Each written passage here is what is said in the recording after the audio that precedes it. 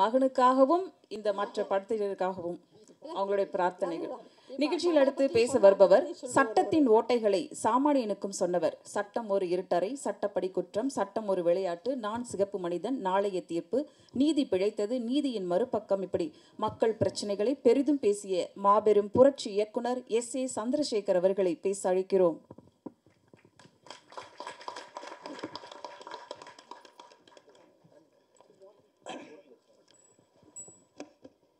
தீர்ப்புகள் விற்கப்படும்,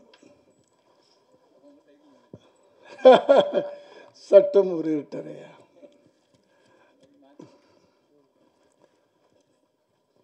தீர்ப்புகள் விற்கப்படும். ரொம்ப பவர்ஃபுல்லான டைட்டில். அதுக்காகத்தான் நான் இங்கே வந்து நிற்கிறேன். நேற்று வந்து திடீர்னு ஆஞ்சி அவர் வந்து, எனக்கு இயக்குனரை தெரியாது, ஆஞ்சி பழக்கம் உண்டு.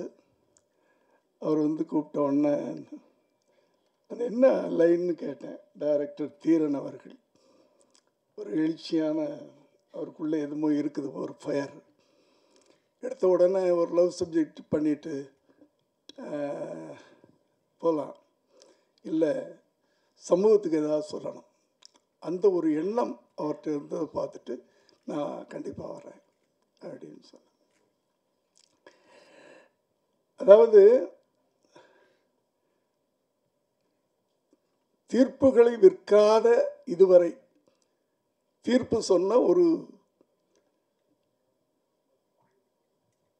நீதி அரசர் உட்கார வச்சுட்டு இப்படி ஒரு டைட்டில்.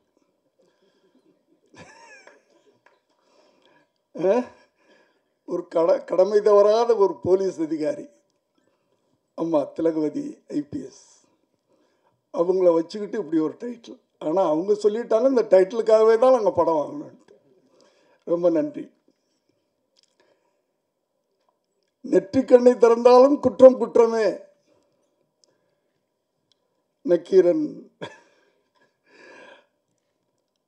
அதனால தான் நீங்களும் வந்தீங்கன்னு நினைக்கிறேன் இந்த டைட்டிலுக்கு, இல்லையா? சாதாரணமாக சினிமாக்குள்ளே வர்றதில்லை. நாங்கள்லாம் கூப்பிட்டா வரமாட்டேன்றீங்க. சரி, ஓகே, நன்றி. அடுத்த நண்பர் புரட்சி தமிழன் சத்யராஜ் அவர்கள் இந்த படத்தில் பண்ணியிருக்கிறாங்க. அதாவது அம்மா பேசும்போது சொன்னாங்க, திலகவதி அம்மா, சட்டம் எப்போ ஆங்கிலேயன் காலத்தில் உருவாக்கப்பட்டது, அதை பிடிச்சி இன்னும் தொங்கிக்கிட்டே இருக்கோன்னு. இதை நான் 80லேயே வந்து சட்டம் ஒரு இருட்டறை அப்படின்னு அங்கே ஆரம்பித்தேன் நான். அதுக்கு நான் ஒரு அப்போ அந்த அந்த கதை எழுதுறதுக்கு காரணமாக இருந்த ஒரு இன்சிடெண்ட் என் லைஃப்பில் நடந்தது. நான் அசிஸ்டன்ட் டைரக்டராக இருக்கும்போது ஒரு சைக்கிள் வச்சுருந்தேன். அந்த சைக்கிளில் வள்ளுவர் கோட்டம் இடத்துல கிராஸ் பண்ணுறேன். அப்போல்லாம் சிக்னல் கிடையாது. ஒரு போலீஸ்காரர் வந்து இந்த ரவுண்டாக ஒன்று வச்சுக்கிட்டு ஸ்டாப் அப்படின்னு நிறுத்துவார். நம்ம அசிஸ்டன்ட் டைரக்டராக இருக்கும்போது கனவுகள் தானே, எப்போ டைரக்ட் ஆக போகிறோம், எப்போ படம் பண்ண போகிறோம், அந்த படம் சில்வர் ஜூப்ளி ஓட போகுது, இந்த கனவுலையே சைக்கிளில் போகிறேன். அவர் அந்த போர்டை நீட்டிக்கிட்டே இருக்கிறாரு. அங்கே போய் இடித்து நிறுத்துகிறேன். என்னையும் சட்டையை பிடிச்சிட்டார். டேய், கொஞ்சம் கெட்ட வார்த்தையெல்லாம் சொல்லி நான் ஸ்டாப்புன்னு காட்டிக்கிட்டு இருக்கேன், நீ பாட்டுக்கு இது மாதிரி போய்கிட்டு இருக்கிறியே அப்படின்னு சொன்னார். தெரியாமல் வந்துட்டேங்க அப்படின்னு சொல்லிக்கிட்டு இருக்கேன். அதெல்லாம் முடியாது, என்ன ஏது அப்படி இப்படின்னு அங்கே இங்கே தடவ ஆரம்பித்தார். இப்போ என்கிட்ட இப்படி நீட்டிக்கிட்டே என்கிட்ட பேசிகிட்டு இருக்காரு. ஒரு கார்காரன் அப்படி போயிட்டான் சல்லுன்னு. நான் கேட்டேன், ஏன் நீ இந்த ஸ்டாப்புன்னு போட நீட்டிட்டு தானே இருக்க, என்ன பிடிச்சிக்கிட்டியே, அந்த ஆள் போகிறானே ஏன் பிடிக்கிறேன்னு கேட்டேன். பின்னால் என்ன ஓட சொல்றியாடா அப்படின்னு கேட்டான். ஸோ கார் வச்சுருந்தா அந்த சட்டம் அவனுக்கு வளைஞ்சிரும். என்ன மாதிரி ஏழை பசங்க சைக்கிளில் வந்தால் பிடிச்சிக்கிருவேன் இல்லையா அப்படின்னு கேட்டேன். அடிச்சுட்டான் பட்டு. இது என் வாழ்க்கையில் நடந்தது. நான் பல முறை அந்த அப்போ சொல்லியிருக்கேன், ஒரு 10 வருஷத்துக்கு முன்னாடி இருக்கும். இந்த இன்சிடென்ட் தான் அந்த சட்டம் ஒரு இருட்டறை, அதில் வக்கீலின் வாதம் விளக்கு அப்படின்னு அறிஞர் என்ன சொன்னார். வக்கீல் சரியாக ஆர்கியூ பண்ணலைன்னா அவ்வளோதான், அம்பேல் அந்த கேஸ். அப்படி அந்த சட்டத்தை கையில் எடுத்துட்டு பல விஷயங்கள் அப்படியே சொல்லி சொல்லி சொல்லி நானும் ஒரு 20 வருஷம் சொல்லி பார்த்துட்டேன் மேடம், நீங்கள் சொன்னது தான். ஏன்னா அன்னைக்கு கிரைம்ஸ் கம்மியாக இருந்துச்சு, கிரிமினல்ஸ் கம்மியாக இருந்தாங்க. இன்னைக்கு கிரைம்ஸ் அதிகமாகிடுச்சு, கிரிமினல்ஸ் அதிகமாகிட்டாங்க. ஹீரோவோட வில்லன்ஸ் தான் ரொம்ப இப்போ இன்டெலிஜென்ட்டாக திங்க் பண்ணுறாங்க. நீங்கள் ஆங்கில படங்கள்லாம் பார்த்தீங்கன்னா ஹீரோ வந்து இந்த படத்தில் ஒரு டைலாக் சொல்கிறார், வில்லன் நான் ஜெயிச்சுக்கிட்டே இருப்பேன், நீ தோத்துக்கிட்டே இருப்பேன். ஆமாம், அதுதான் உண்மை. வில்லன்கள் தான் ஜெயிச்சுக்கிட்டே இருக்காங்க, கெட்டவங்க தான் ஜெயிச்சுக்கிட்டே இருக்கிறாங்க, குற்றவாளிகள் தான் ஜெயிச்சுக்கிட்டே இருக்கிறாங்க, நல்லவங்களாம் தப்பிச்சுக்கிட்டே இருக்கிறோம். நல்லவங்களாம் மாட்டிக்கிறோம், நியாயமானவங்களாம் மாட்டிக்கிறோம், தப்பு பண்ணாதவங்களாம் மாட்டிக்கிறோம். ஏன்னா சட்டம் அப்படி இருக்கு. இதை நம்ம சொன்னோம்னா அம்மா சொன்ன மாதிரி கண்டெம்ட் ஆஃப் கோர்ட் அப்படின்னு நம்மளை பிடிச்சி உள்ள போட்டுருவாங்க. இருக்கிறது தானே சொல்கிறோம், நாட்டில் நடக்கிறது தானே சொல்கிறோம். அண்ணன் நக்கீரன் கோபாலன் உங்கள் மேலே எத்தனை கேஸுன்னு? அதிகமாக இல்லை, 261 எஃப்ஐஆர் இது வரைக்கும் போட்டிருக்காங்க. ஏன்னா ஒரு உண்மையெல்லாம் வெளியே சொல்கிறாராம். எப்படா நீ உண்மையை பேசல, நீ பொய்யா பேசு, மேடையிலையும் சரி வாழ்க்கையிலையும் சரி. அதனால தானே நாடே கெட்டு போச்சு.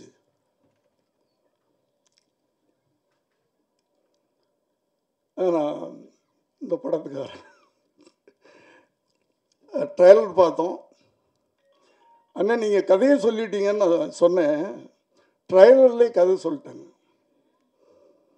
நீங்கள் சொன்னது தான் ட்ரைலர்லேயும் சொல்லிட்டாங்க. ட்ரைலர் ரொம்ப நல்லா இருந்துச்சு,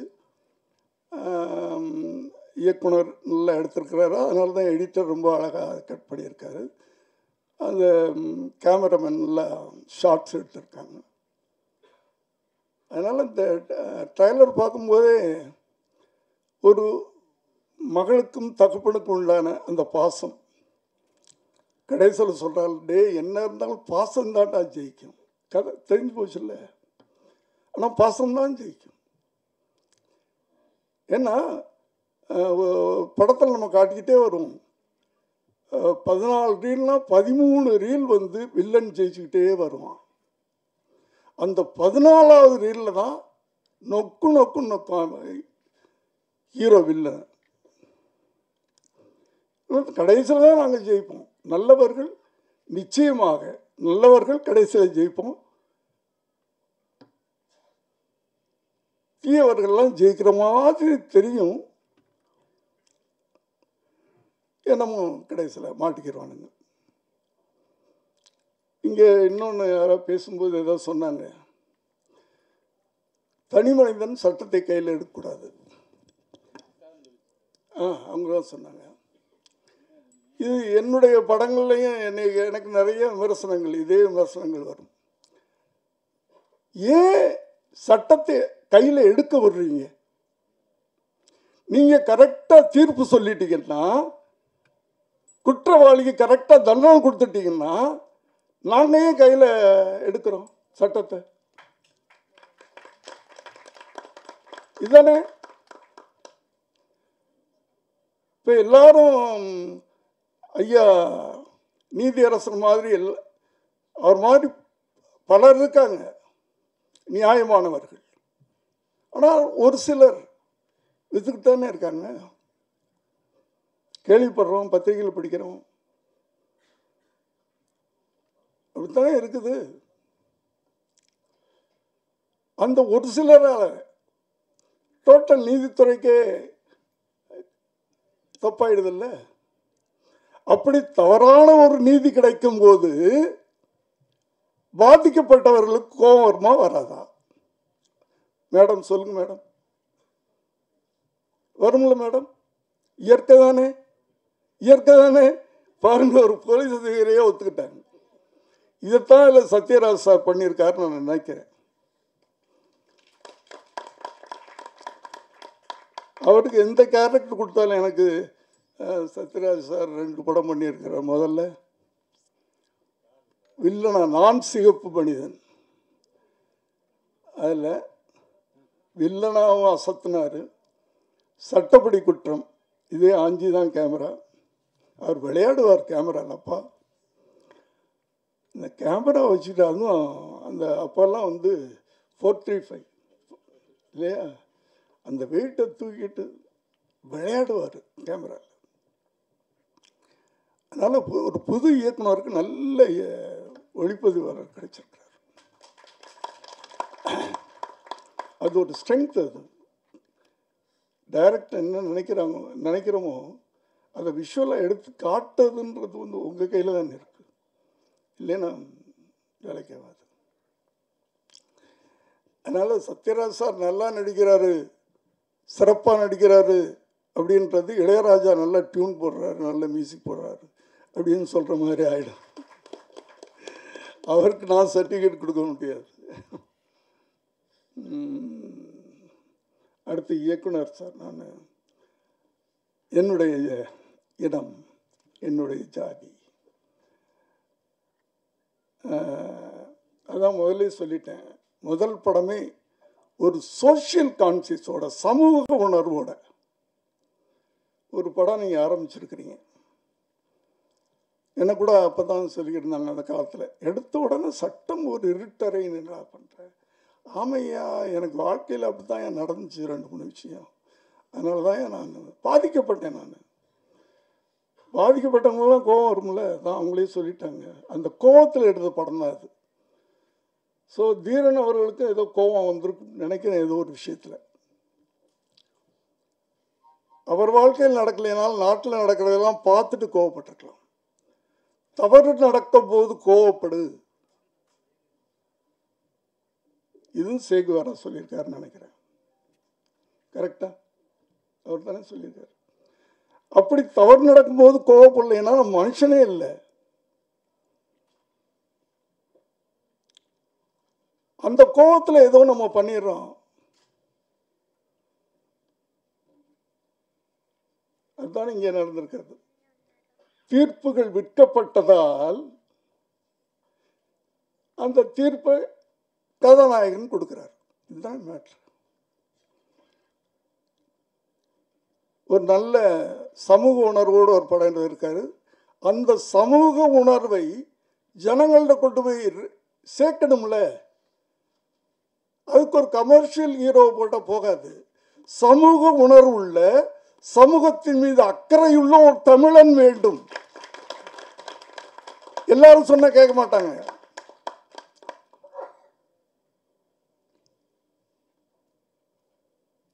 அதனாலதான் கரெக்டா சத்யராஜ் சார் போட்டாங்க. அவர் அரசியலுக்கு வரலையே தவிர அவருக்குள்ள ஒரு அரசியல்வாதி இருக்கான், ஒரு சமூக போராளி இருக்கான். கோபம் இருக்குது அவருக்கு. நாட்டில் நடக்கிறதெல்லாம் பார்த்து கோபப்படுறாரு. ஏன் அரசியலுக்கு வரலங்கடா? ஐயோ, அது மட்டும் வேணாம் படம் அப்படின்றார். அப்படி இயக்குனர் நினைத்ததை கொண்டு போய் சேர்ப்பதற்கு, ஏன்னா அந்த உணர்வு இருக்கணும். என்ன ஒரு இயக்குனர் ஒரு என்ன கண்டென்ட் நினைச்சிருக்கிறாரோ இந்த செய்தியை கொண்டு போய் சேர்ப்பதற்கு அதே உணர்வு உள்ள ஒரு நடிகன் வேணும்னா கரெக்டாக செலக்ட் பண்ணி போட்டிருக்கிறீங்க. அதுலேயே அந்த படத்தின் வெற்றி இருக்குதுன்னு அர்த்தம். எடுத்த உடனே இப்படி ஒரு படம் ஏப்பா எடுக்கிற அப்படின்னு தயாரிப்பாளர் சொல்லியிருக்கலாம். அப்படி சொல்லாமல் தட்டி கொடுத்து ஓகே எடுப்பா அப்படின்னு சொன்ன தயாரிப்பாளர் அவருக்கு என்னுடைய வாழ்த்துக்கள். இந்த படத்தை நேற்று கேட்டேன், ப்ரொடக்ஷன் காஸ்ட் கேட்டேன். ரொம்ப அதிகமாக சொன்னாங்க. ஐயோ, நான் இவ்வளோ எடுத்துருக்க மாட்டேன்ப்பா, ஆனால் நாங்கள் விற்றுட்டோம் சார். யாருப்பா? அண்ணா மிஸ்டர் திலக். அது அந்த பிளட்டு, அது அது ரத்தம், ஜீன் அப்படின்னு சொல்லுவோம்ல. ஒரு போலீஸ் அதிகாரியுடைய பிள்ளையாக இருந்ததுனால எவ்வளோ வேணாலும் பரவாயில்ல, இந்த படத்தை நான் ரிலீஸ் பண்ணலந்தா அப்படின்னு துணிவோடு வாங்கியிருக்கிறாரு. சார், உங்களுக்கு என்னுடைய வாழ்த்துக்கள் சார். ஏன்னா ஒரு இயக்குனர் ஒரு கண்டென்ட் நினைக்கிறாரு சார், அதை அந்த ப்ரொடியூசர் எடுத்துட்டாரு. ஆனால் எடுத்த படத்தை விற்க முடியாமல் தவிச்சுக்கிட்டு இருக்கிறாங்க ரொம்ப பேர்.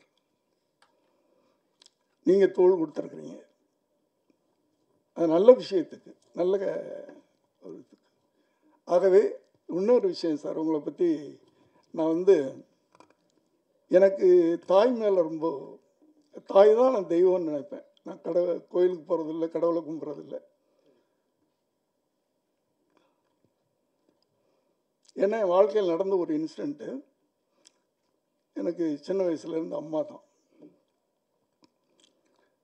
எவனொருவன் தாயை உயர்த்துகிறானோ அவனை நான் மென்மேலும் உயர்த்து கொண்டே போவேன் அப்படின்னு இறைவன் சொன்னதாக பைபிளில் சொல்லப்பட்டிருக்கிறது, எங்கள் வேதத்தில். அது எல்லா வேதத்திலையும் சொல்லியிருக்கோம். எவனொருவன் தாயை கனப்படுத்துகிறானோ அவனை நான் மென்மேலும் உயர்த்தி கொண்டிருப்பேன். நீங்கள் கொண்டாந்து உங்கள் தாய் மேடையில் உட்கார வச்சுட்டீங்கல்ல, இந்த படம் பாருங்க. அந்த ஒன்றுக்காகவே, ஏன்னா தாய் நம்ம வைத்துக்கிட்டே போகணும் சார். நம்ம மேலே மேலே போய்கிட்டுலாம் படிக்காத ஆள் சார். எங்கள் அம்மாவை கடைசியில் 23 வருஷம் நான் ராணி மாதிரி என் வீட்டில் வச்சுருந்தேன். அந்த 94 வயசில் என் கையில் எடுத்துக்கிட்டு கடைசியாக போய் ஹாஸ்பிட்டலில் சேர்த்த அன்னைக்கு இறந்துட்டாங்க. கையில் அப்படி தூக்கிட்டு போனேன். வேணாண்டா, நான் வீட்டிலே போயிடுறேன். நமக்கு மனசு கேட்கல. அந்த 23 வருஷம் எங்கள் வீட்டில் இருந்து அவங்க பண்ண ப்ரேயர், 4 மணிக்கு எந்திரிச்சு ப்ரே பண்ணுவாங்க. எங்களுக்கு மட்டும் இல்லை, எல்லாருக்காகவும் ப்ரே பண்ணுவாங்க. அதனால தான் நான் நல்லா இருக்கிறேன், என் பிள்ளை நல்லா இருக்கிறது, என் குடும்பம் நல்லா இருக்குது. ஸோ தாய். அதுவே நல்ல நல்ல விஷயங்கள்லாம் நான் ஏதாவது சொல்ல மறந்துட்டேன்னா என்னை மன்னிச்சிருங்க. இந்த படம் வெற்றியடைய நான் என் தாயை வேண்டிக் கொள்கிறேன். நன்றி, வணக்கம்.